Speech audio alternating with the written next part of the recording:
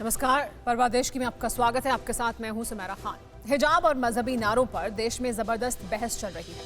कर्नाटक के कॉलेज में हुए हिजाब पर विवाद का मामला फिर से अदालत पहुंचा। कर्नाटक हाईकोर्ट की एकल पीठ ने मामले को बड़ी बेंच के पास भेज दिया। अब इस पर बड़ी बेंच में सुनवाई होगी।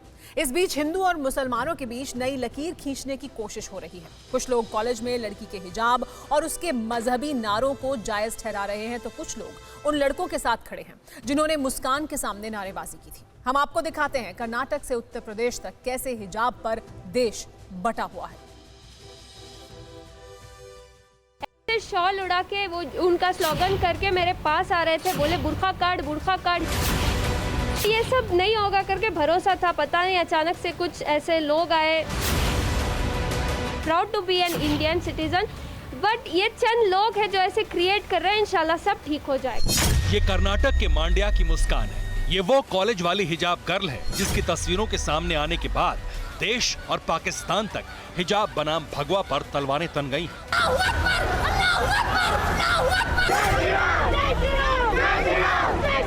TV9 भारतवर्ष रिपोर्टर विपिन चौबे ने मुस्कान से पूरे विवाद पर तफसील से बात की और मुस्कान ने जो कहा वो सुनी। मैं कल एज यूजुअल जैसे कॉलेज को जाते हैं, मैं वैसे कॉलेज को गई थी। वहाँ बाहर ही लड़के मुझे ग्रुप बना के बोल रहे थे कि तुम बुर्खा नहीं पहन सकती, अगर तुम बुर्खा पहनी तो कॉलेज के अंदर नहीं जाना, इतना इंटरेस्ट है तुम्हें बुर्खा पहनने का तो वापस घर को चले जाओ। ऐसे हमें ब्लैकमेल कर रहे थे, अटैक कर रहे थे। फिर भी मैं अंदर गई, फिर गाड़ी पार्क की। फिर जब मैं आ रहे थे मैं सोची क्लास को ऐसे ही चले जाऊं, लेकिन वो लड़के शॉल लेके मेरे मुंह पे सब आके जय वो नारा लगा रहे थे, जय श्री राम स्लोगन लगा रहे थे और मुझे बोल रहे थे तू इधर से चले जा, बुरखे में यू आर नॉट अलाउड करके मुझे ऐसे कर रहे थे। क्या हिजाब पहनकर कॉलेज आना गलत है? क्या हिजाब पहनना या नहीं पहनना किसी इंसान का निजी फैसला नहीं है? क्या ड्रेस कोड विवाद के बहाने सियासी रोटी सेकने की कोशिश हो रही है? इन सवालों से अलहदा देश भर में घमासान मचा हुआ है।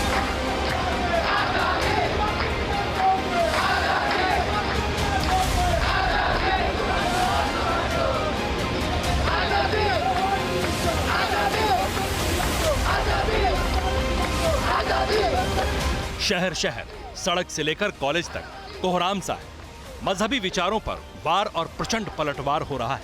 कर्नाटक से उठा हिजाब विवाद राष्ट्रीय आकार लेकर हिंदू मुसलमान तक पहुंच गया है। हिजाब से ज्यादा ये एक हेट पॉलिटिक्स जो की जा रही है देश में, तो इनको कौन रेडिकलाइज कर रहा है? ये अब विवाद नहीं, ये हिजाब जिहाद बन गया है और कट्टरपंथी तत्व अलगाववादी एजेंडे को लेकर आगे बढ़ रहे हैं। ये देश सिविल वार मोदी जी की सरकार में सिविल वार इस्लामिक स्टेट बनाना चाहते हैं। भाई हिंद की मानसिकता है। हिजाब को कैसे सियासी आंच पर उबाला जा रहा है ये आपको विस्तार से बताएंगे, मगर उससे पहले देखिए कैसे हिजाब को मौलिक अधिकार बताकर सवाल उठाने वालों पर प्रहार हो रहा है। हैदराबाद और मंगलोर से लेकर कोलकाता, मुंबई तक मुस्लिम बेटियां आवाज उठा रही हैं। साथ में हैं लड़के जो हिजाब का विरोध करने वालों के विरुद्ध मुस्लिम लड़कियों का साथ दे रहे हैं।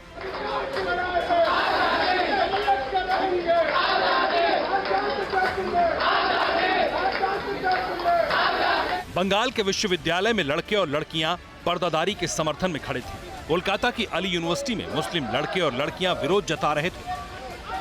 हैदराबाद की लड़कियां चार मीनार के अहाते में हिजाब पहनकर कतारबद्ध खड़ी थी।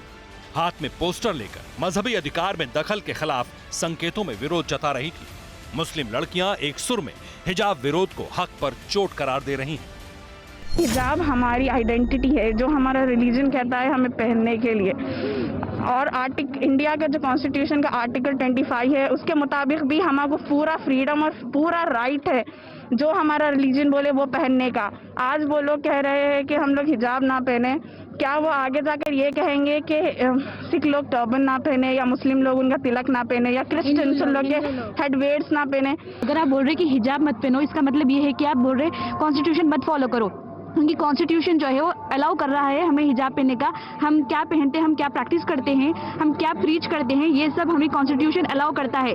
अगर आप ये बोल रहे हैं कि हिजाब नहीं पहनो तो आप ये कॉन्स्टिट्यूशन के खिलाफ बोल रहे हैं। मुंबई में भी लड़कियां हिजाब को अपना मजहबी हक बताकर विरोध करने वालों पर सवाल उठा रही हैं। पर्देदारी में ही स्कूल, कॉलेज या कहीं भी जाने की प्रतिबद्धता जता रही हैं। मुस्लिम कौम की लड़कियां शेरनी है सर, इतने जल्दी हार नहीं मानेंगी सर। और सर आप हमारा हिजाब रुखा रहे हो सर। सर अगर आप हमारा हिजाब उतार सकते हो तो हम तिरंगा पहन कर जाएंगे और तब देखते हैं ना किसमें कितना दम है। आप हमारा हिजाब उतार के दिखाना। फिर जो हिंदू मजहब की औरतें होती हैं वो जब अपने घरों से निकलती हैं तो वो अपने पल्लू को नीचे कर देती हैं अपने चेहरे को छुपाने के लिए। इवन क्रिश्चियंस लोग में वो वील पहन लेते हैं और बाकी मजहब में भी ऐसा है। तो हमेशा क्यों इन लोग ये करते हैं कि मुसलमान पे उंगली उठा के कि नहीं एक हिजाब नहीं ओढ़ना। और दूसरी चीज, अगर कोई औरत अपने आप को कवर करना चाह रही है तो वो उसकी क्लोथिंग का पार्ट है, उसकी आइडेंटिटी का पार्ट है। आप किसी से उसकी आइडेंटिटी, उसका कपड़ा नहीं छीन सकते। ऐसा सिर्फ चंद शहर या कॉलेज, यूनिवर्सिटी में नहीं, बल्कि कमोबेश हर शहर में हिजाब पर मुस्लिम महिलाओं के संवैधानिक हक की व्याख्या हो रही है।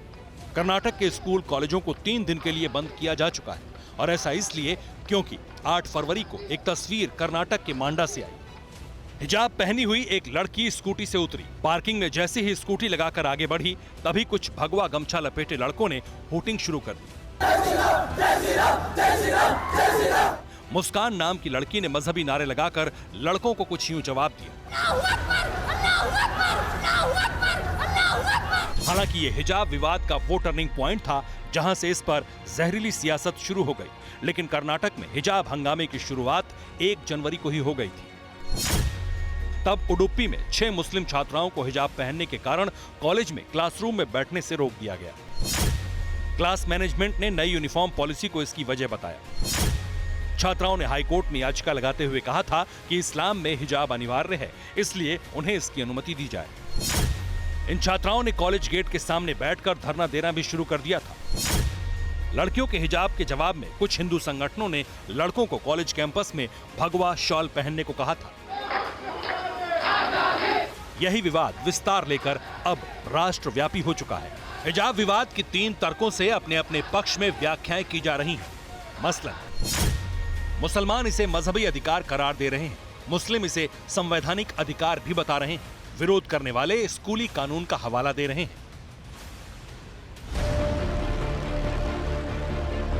इन तीनों तर्कों के इर्द गिर्द जारी सियासत के बारे में बात करेंगे, लेकिन उससे पहले जान लीजिए कि हिजाब है क्या। हिजाब एक कपड़ा होता है। इससे महिला अपना सिर और गर्दन ढकती है। इसमें महिला का चेहरा छिपता नहीं बल्कि दिखता रहता है। हिजाब ईरान में पहना जाता है। इसे मूल रूप से मुस्लिम समाज के शिया समुदाय में पहना जाता है। खाड़ी देशों के शिया प्रधान इलाकों में हिजाब पहनने का चलन ज्यादा है। इसके अलावा मुस्लिम महिलाएं अपने पर्दे के लिए बुर्का और नकाब का इस्तेमाल भी करती हैं। स्कूल, कॉलेजों में मुस्लिम लड़कियां बुर्का पहनकर भी जाती हैं और हिजाब पहनकर भी। जानकार बताते हैं कि कुरान में महिलाओं को पर्दे का हुक्म दिया गया है। जब भी तुम औरतों से किसी चीज का सवाल करो तो पर्दे की पीछे से और पर्दे की आड़ में उन चीजों से उसका सवाल करो। दूसरी जगह है युद्नीन अलैहिन्न मिन जलाबिबिहिन्न, जब औरतें घर से निकलें तो अपने ऊपर चादरों को लटका लें, यानी पर्दे का एहतिमाम करें। इसलिए पर्दा और हिजाब मजहब इस्लाम का एक दाखिली मामला है, इंटरनल पार्ट है। हिजाब के समर्थक संविधान को भी आधार बना रहे हैं। हिजाब को लेकर सवाल उठाने वालों को मजहबी हक पर प्रहार बता रहे हैं। इक्वालिटी तो भारत के संविधान में प्रियम्बल में लिखा हुआ है, इक्वालिटी, जस्टिस, फ्रेटर्निटी। और भारत के संविधान में इक्वालिटी की जब बात आती है वो सब्सटैंटिव इक्वालिटी की बात आती है। तीसरी बात आप समझिए कि आप स्कूल में हिजाब पहनने वाले बच्चियों को कॉलेज में अलग क्लास में बिठाएंगे, डिस्क्रिमिनेशन है ही नहीं है। हालांकि कर्नाटक के स्कूलों में कर्नाटक शिक्षा कानून 1983 से लागू है। ये कानून कहता है कि स्कूल में सभी छात्र एक समान पोशाक में दिखने चाहिए। यानी कर्नाटक शिक्षा कानून 1983 की धारा 133 के हिसाब से शिक्षा संस्थानों में छात्रों को एक तय यूनिफॉर्म पहननी होगी। ये कानून कहता है कि कर्नाटक के स्कूलों में कोई भेदभाव नहीं होना चाहिए। कर्नाटक की बीजेपी सरकार इसी को आधार बनाकर हिजाब विरोध को परोक्ष रूप से सपोर्ट कर रही है। So students who want to come to the classes should follow according to the law of the land. Now at present, uniform is compulsory to attend classes. The government cannot work against act or law. Every registered institution has powers to prescribe the uniform. That would be many colleges have prescribed the uniform. It is the duty of any student who want to attend the class should follow that rule. दोनों पक्षों के अपने अपने तर्कों के बीच कर्नाटक की सबसे बड़ी अदालत में बहस हुई। कर्नाटक हाई कोर्ट में जस्टिस कृष्णा दीक्षित की एकल पीठ ने मामले को बड़ी बेंच के पास भेज दिया है। अब कॉलेज में हिजाब पर प्रतिबंध के मामले में हाईकोर्ट की बड़ी बेंच सुनवाई करेगी। इस बीच देश भर के मौलाना आग बबूला है। जमीयत उलेमाए हिंद मजहब का मान बढ़ाने के लिए मुस्कान का सम्मान करने वाली है। जो कुछ हुआ है और जो हो रहा है ये गलत है। इस तरह से किसी तालीम याफ्ता बच्ची के साथ या किसी कॉलेज वगैरह में ऐसा व्यवहार नहीं होना चाहिए। जमीयत उलमा ने उसके हौसले को, उसके जज्बे को सामने रखते हुए ताकि उसकी तालीम का इंतज़ाम पूरी तरह से हो सके। ऑल इंडिया शिया पर्सनल लॉ बोर्ड भी हिजाब विवाद पर बिफरा हुआ है। धार्मिक रवायतों पर चोट करने का आरोप लगा रहा है।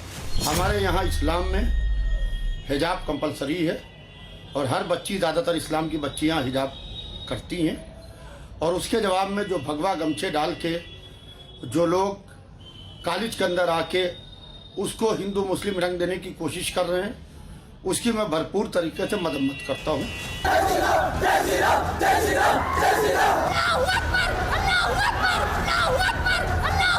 हिजाब विवाद पर जबरदस्त सियासत भी हो रही है।